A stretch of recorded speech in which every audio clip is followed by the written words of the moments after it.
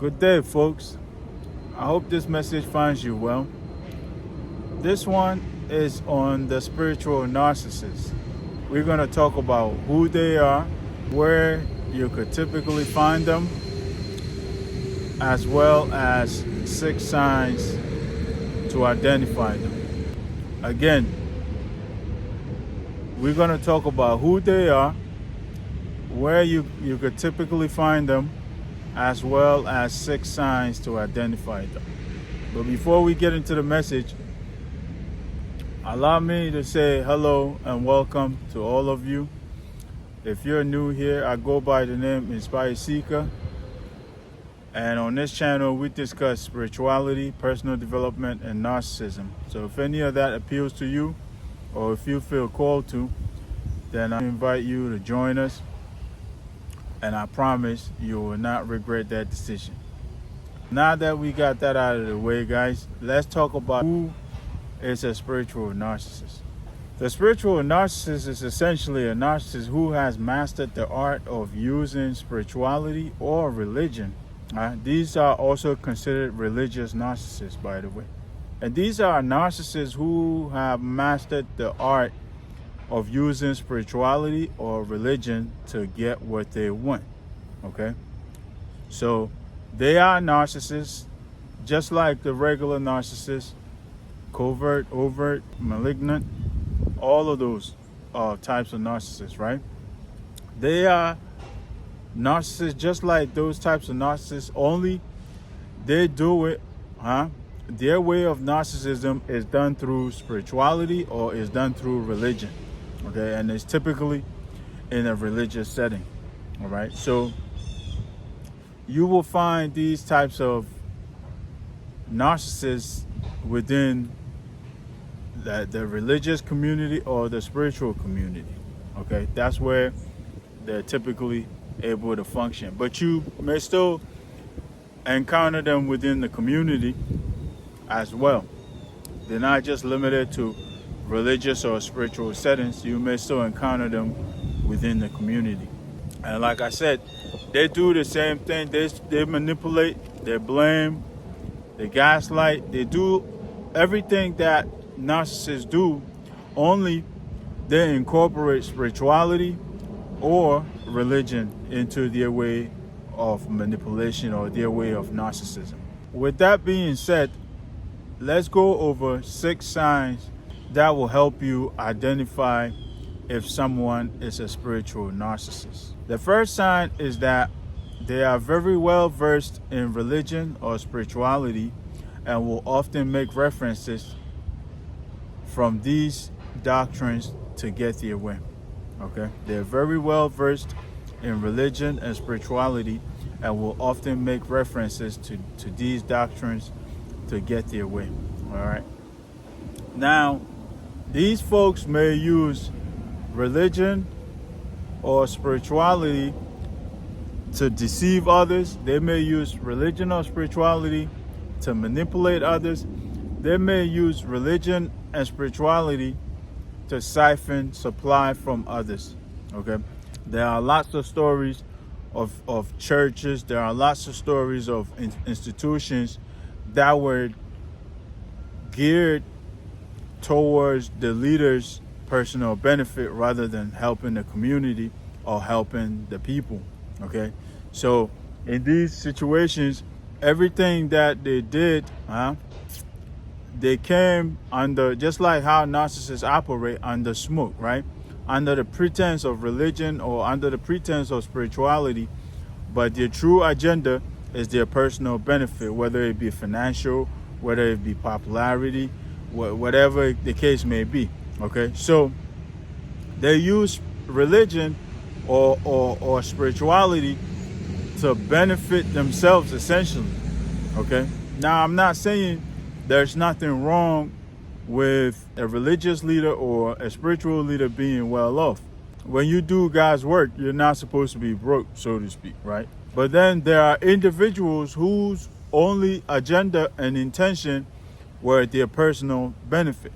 All right, and there are plenty of stories around the world of these types of individuals. So These types of individuals will be considered spiritual or religious narcissists. They use religion or spirituality, but deep down, their goal is not about the people or about the community. It's all about themselves personally. So that's sign number one. Sign number two is their behavior behind closed doors does not match what they claim to represent. All right? Their behaviors behind closed doors does not match what they claim to represent. Essentially, these individuals do not practice what they preach. Okay? They don't practice what they preach. I know you heard stories in the Catholic community where the Pope was raping the children or something like that, the boys. These are typical examples of spiritual or religious narcissists. Okay, their actions out of the sight of the public does not match what they claim to represent, what they're preaching. Okay, they'll come out and preach a good word. They'll come out and give a sermon. They'll come out and give you a good message, but their actions behind closed doors does not match that. They go home and fornicate. They go home and get drunk. They go home and rape. They go home and commit all types of adultery. They go home and commit all types of sinful acts that goes against exactly what they preach to you. There was a story of a pastor sleeping with one of their church members' wife, for instance. Okay, this is the same pastor that comes to church on Sundays and preach about fornication and preach about adultery and all of this, and then turn around and under false pretense saying that they're counseling them, they're sleeping with them behind closed doors. Okay, so what they do in the eye of the public does not match what they do behind closed doors. All right, so that's sign number two, that you are dealing with a spiritual narcissist. Sign number three is that they use spiritual practices to manipulate and siphon others' energies. This is very dangerous right here. All right, so one of those is the example I just gave, right? This pastor claiming to be counseling this man's wife, but then ends up in the hotel room with condoms and everything, trying to have sex with them. Okay? Now there's another dangerous part of this. Okay? This goes to those who use spiritual practices. Certain individuals, religious narcissists or spiritual narcissists, will use spiritual practices to siphon energy from others. I'm talking about on an energetic level. Okay, they will meditate with you, and then they may tap into your energy and manipulate your energy to get what they want, essentially. Okay, to drain you of your energy. So after the practice, you may feel drained even. Okay. Another example is those institutions who will sell their members products under the pretense of the members getting a certain particular benefit from the product. Okay. They may sell you holy water, for instance. All right. And say if you drink the holy water, you will be healed if you're sick. Okay. This is an example. All right. I'm not saying somebody's selling holy water, but I'm making an example. Okay. So they will sell products to their members under the pretense that if the members use that particular product, that product has been anointed, that product has been cleansed and has been empowered, that if they use that product, it will help them gain a certain particular benefit. Okay, so that's another example of how they will use spiritual practices to manipulate and siphon energy from others. Okay, in this case, they'll be siphoning financial energy, essentially. All right, so that's number three. Sign number four that you're dealing with a spiritual or religious narcissist is that they use spiritual or religious doctrines to justify their evil deeds. Okay? They use spiritual or religious doctrines to justify their evil deeds. Okay? Now, I'm not under no circumstance saying that a spiritual person or a religious person should be holy. Okay? Yes, that's what we all aspire to be, but I'm not holding nobody to that standard. Okay? And the reason for this is, at the end of the day, we are here having a human experience. Okay? As long as we are in this human form, we all have weaknesses, we all have flaws. Okay? So I'm not expecting any and everybody to be holier than thou, right? The key is know that when you're wrong or when you do something offensive to another person, to find it in your heart to make amends, right? To let them know, like, hey, I offended you this way, I didn't do this right, and apologize and make amends, let bygones be bygones, right? That's the right thing to do, okay? Rather than pretending to be holier than thou, but yet behind closed doors you'll be doing all of these acts, right? So these individuals will commit some of these offensive acts, right?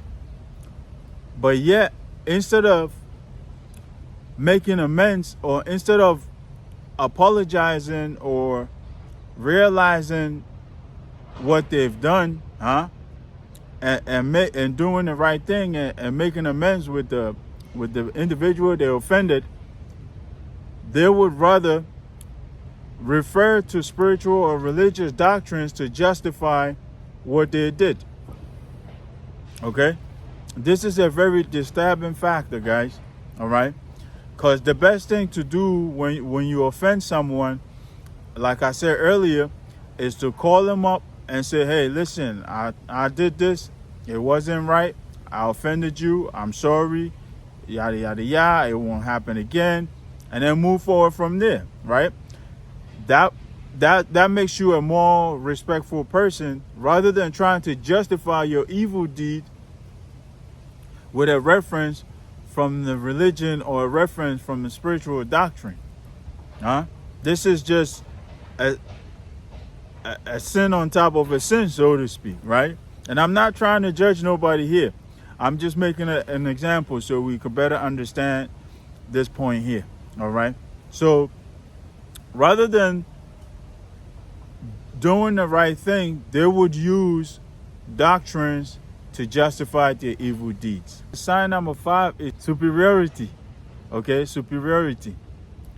These individuals feel superior because they may have spiritual gifts, or they may have spiritual knowledge or religious knowledge, and so they may use that to shame or manipulate others, or to siphon energy from others. They feel superior because there are some things that they know that you don't know. Okay, they have some form of knowledge that you don't know, and in order for them to give you that knowledge, you have to give them something. Okay, this is a perfect example. All right, they have a certain knowledge or a certain gift that they're supposed to use to help others, but instead of using it to help others, they will use it to help you only if you are willing to pay, only if you are willing to give them something in return.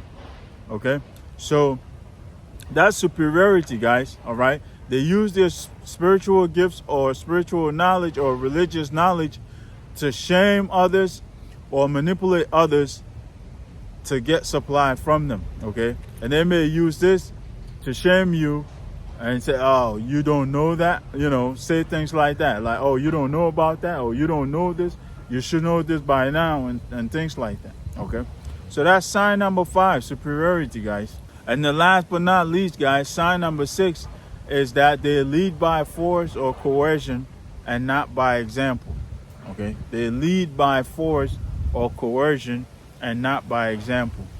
Now, this goes back to what I said about their actions behind closed doors does not match their actions in public. Okay, these individuals do not lead by example.